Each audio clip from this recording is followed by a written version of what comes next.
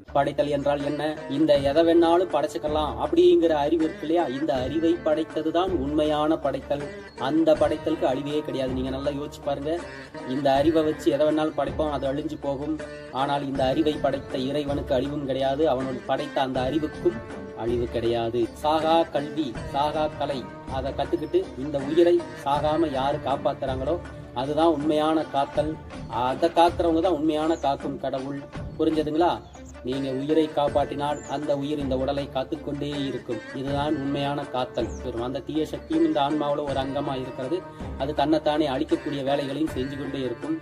அந்த அழிக்கக்கூடிய அந்த சக்தியை நீங்கள் அழிக்க வேண்டும். அதுதான் உண்மையான அழித்தல். அந்த அழித்தலை செய்பவனே சிவன். நம்மளுடைய உயிரை அழிக்கிற மாதிரி ஒரு விஷயங்களை இந்த உயிரே எடுத்துட்டு வந்திருக்குது. அந்த உயிர்ல இருந்து அந்த உயிர் ஆற்றல் மூலியமாக அந்த அழித்தல் என்ற சக்தியை அழிக்க வேண்டும். அதுதான் சிவம். அதை செய்பவனே சிவன். அதுதான் உண்மையான அழித்தல். எதை மறைக்க வேண்டும்? மனதை அறிவுக்குள் மறைக்க வேண்டும். அறிவை ஆன்மாவுக்குள் மறைக்க வேண்டும். ஆன்மாவை இறைவனுக்குள் மறைக்க வேண்டும்.